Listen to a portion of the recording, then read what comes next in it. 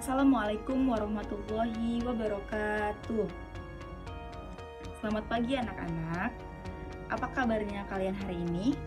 Baik, kalau ibu bilang apa kabarnya, kalian bisa menjawab dengan Alhamdulillah, pikiranku, jasmaniku fresh banget. Allahu Akbar. Oke. Apa kabarnya kalian hari ini? Alhamdulillah, pikiranku, jasmaniku fresh banget. Allahu Akbar. Baik, sebelum memulai pembelajaran pada hari ini, marilah kita berdoa. Berdoa dipersilahkan. Berdoa dapat diakhiri. Sebelum masuk pelajaran, Ibu absen satu persatu dulu ya. Baiklah, hari ini kita akan mempelajari pembelajaran KPK, kelipatan persekutuan terkecil, dan FPB, faktor persekutuan terbesar, dengan model pembelajaran PBL, yaitu Problem Based Learning. Sebelumnya, Ibu akan menjelaskan terlebih dahulu langkah-langkah model pembelajaran PBL ini, Problem Based Learning. Yang pertama, mengorientasikan peserta didik terhadap masalah. Jadi, Ibu sudah membagi kalian menjadi dua kelompok dan memberikan proyek kepada kalian atau masalah yang harus kalian pecahkan. Yang kedua, mengorganisasikan peserta didik untuk belajar. Jadi, sebelum kalian mengolah data yang kalian punya, Ibu akan menjelaskan terlebih dahulu materi tentang KPK dan FPB dan penerapannya dalam kehidupan sehari-hari. Ini merupakan kunci utama untuk kalian bisa memecahkan proyek yang kalian miliki atau masalah yang kalian miliki. Yang ketiga, membantu membimbing penyelidikan individu maupun kelompok. Jadi, guru sebagai fasilitator akan membantu dan membimbing kalian dalam memecahkan permasalahan yang kalian miliki. Yang keempat, yaitu menyajikan dan mempresentasikan karya. Jadi, setelah kalian berdiskusi dengan kelompok, kalian diminta untuk mempresentasikan hasil diskusi kepada teman-temannya.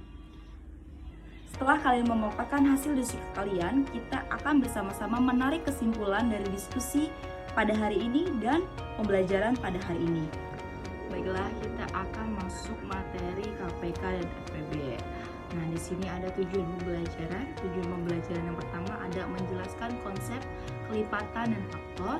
Tujuan yang kedua ada menemukan kelipatan persekutuan dan faktor persekutuan. Yang ketiga ada menemukan KPK dan FPB. Dan yang keempat ada penggunaan KPK dan FPB dalam kehidupan sehari-hari. Oke, sebelumnya Ibu mau tanya nih, kira-kira di dalam KPK itu kita akan belajar apa aja?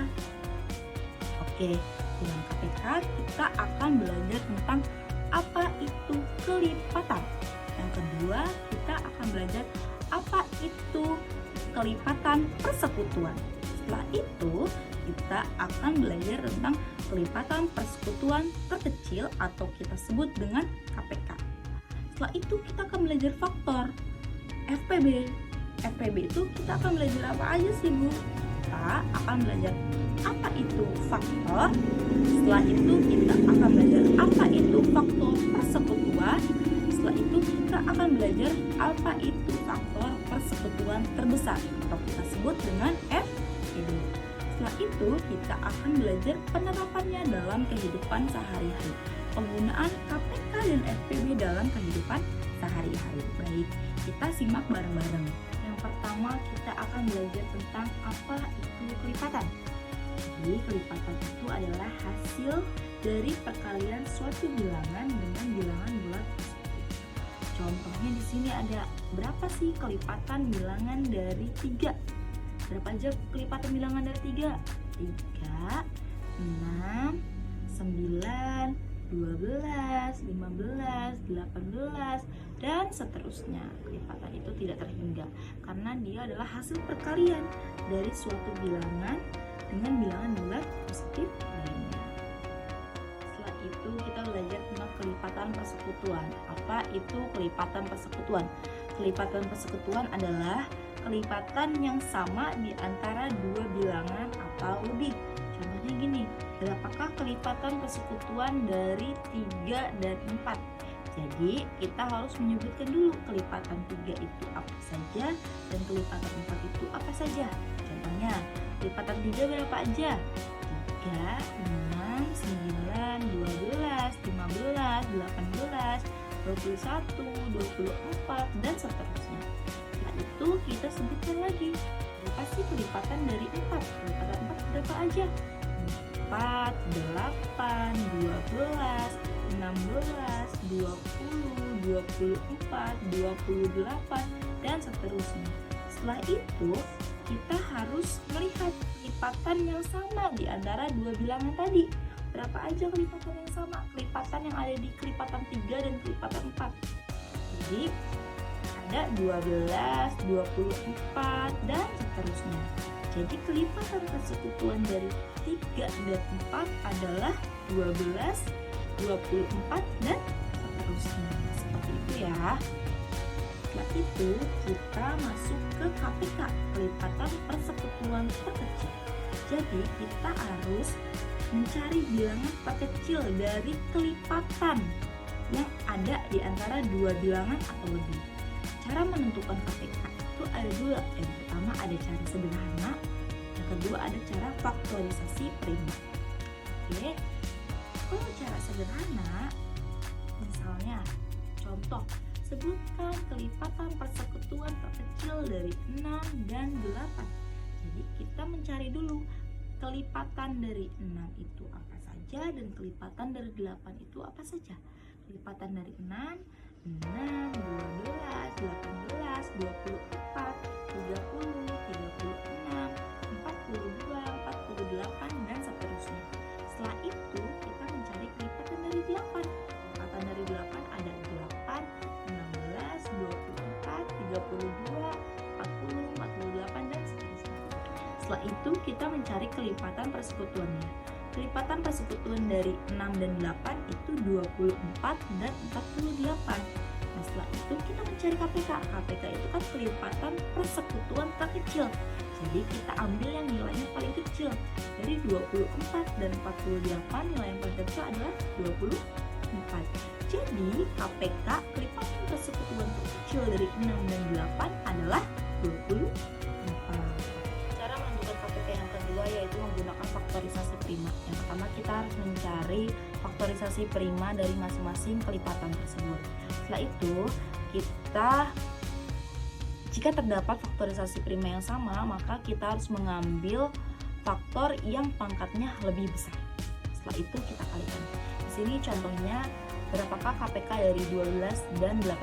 Kita harus mencari faktorisasi prima dari 12 dan 18. Di sini faktorisasi prima dari 12 adalah 2 pangkat 2 dikali 3, dan dari faktorisasi prima 18 adalah 2 dikali 3 pangkat 3. Setelah itu kita kalikan. Ingat, kita harus mencari faktorisasi prima yang pangkatnya terbesar. Dari 12 dan 18 dari angka 2, faktorisasi prima yang terbesar adalah 2 pangkat 2. Dan 3-nya adalah 3 pangkat 2. Jadi faktorisasi primanya kita ambil 2 pangkat 2 dikali 3 pangkat 2. Jadi 2 pangkat 2 adalah 2 kali 2 adalah 4 dikali 3 kali 3 adalah 9. 4 dikali 9 adalah 36. Jadi kelipatan persekutuan terkecil dari 12 dan 18 adalah 36. Setelah itu kita akan belajar tentang faktor persekutuan terbesar atau FPB. Jadi apa itu faktor? Faktor itu adalah bilangan yang dapat membagi habis suatu bilangan tanpa sisa. Di sini contohnya, berapakah faktor dari 12? Faktor yang habis dari 12 itu ada 1, 2, 3, 4, 6, dan 12. 12 itu habis dibagi 1 yaitu 12, 12 habis dibagi 2 yaitu 6, 12 habis dibagi 3 yaitu 4. Seperti itu ya. Selanjutnya adalah faktor persekutuan. Faktor persekutuan adalah faktor yang sama di antara dua bilangan atau lebih. Di sini contohnya sebutkan faktor persekutuan dari 15 dan 25. Jadi kita harus bisa menyebutkan apa saja faktor dari 15 dan apa saja faktor dari 25. Apa saja faktor dari 15? 15 itu habis dibagi 1, 15 habis dibagi 3. Jadi faktornya adalah 1, 3, 5, dan 15.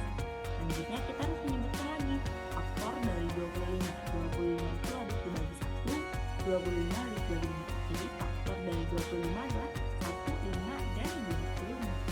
Faktor persekutuan yang bilangan yang sama di antara dua faktor tadi, yaitu 1 dan 5. Jadi faktor persekutuan dari 15 dan 25 adalah 1 dan 5. Seperti itu ya. Yang kedua itu adalah cara faktorisasi prima. Kalau cara faktorisasi prima, yaitu pertama kita harus mencari faktorisasi prima dari masing-masing bilangan. Setelah itu, jika ada faktor yang sama, kita melihat dengan pangkat yang terkecil. Setelah itu kita kalikan. Di sini contohnya menentukan FPB dari 12 dan 18. Nah, di sini faktorisasi prima dari 12 adalah 2 pangkat 2 dikali 3, dan faktorisasi prima dari 18 adalah 2 dikali 3 pangkat 2. Nah, kita ambil yang pangkat terkecil. Jadi, FPB-nya adalah 2 dikali 3, yaitu sama dengan 6. Seperti itu ya. Selanjutnya kita masuk ke penerapan dalam kehidupan sehari-hari. KPK dalam penerapan kehidupan sehari-hari. Yang pertama itu untuk penjadwalan. Misalnya menentukan kapan 2 atau lebih kegiatan yang berulang dengan interval berbeda akan terjadi secara bersamaan. Yang kedua ada pengaturan lampu lalu lintas. Siklus lampu merah di persimpangan yang berbeda bisa diatur menggunakan KPK untuk menentukan waktu siklus lengkap agar lampu menyala bersamaan pada waktu tertentu. Selanjutnya ada pengaturan jadwal shift kerja, yaitu menentukan kapan siklus shift kerja yang berbeda durasi akan berulang secara bersamaan.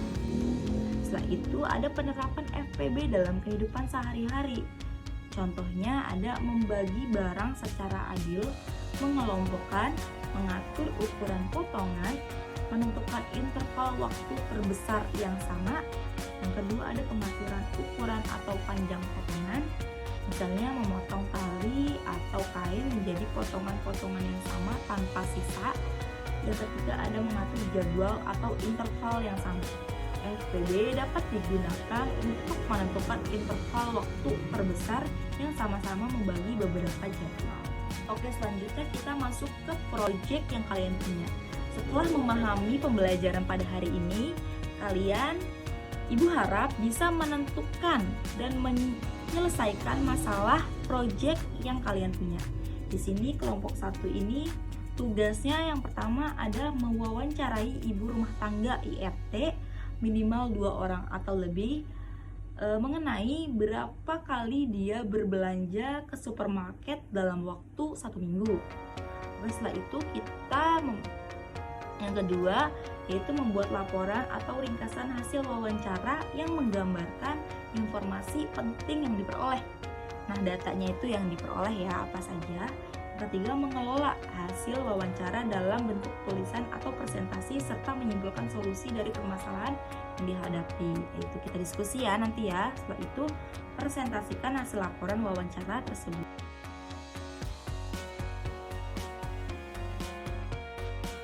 Kalau kelompok 2 beda. Kelompok 2 itu proyeknya mengunjungi halte bus lalu melakukan pengamatan keberangkatan bus terminal tak hingga itu dengan jurusan Malang dan Jogja. Selanjutnya membuat laporan sama aja atau ringkasan wawancara yang menggambarkan informasi penting yang diperoleh.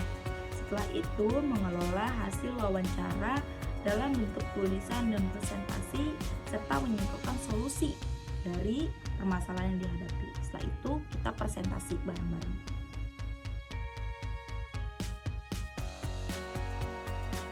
Setelah mengamati dan berdiskusikan tentang proyek yang kalian punya dan setelah presentasi masing-masing kelompok, kita dapat menyimpulkan pembelajaran pada hari ini tentang KPK FPB, tentang kelipatan persekutuan terkecil, ada faktor persekutuan terbesar dan penerapannya dalam kehidupan sehari-hari.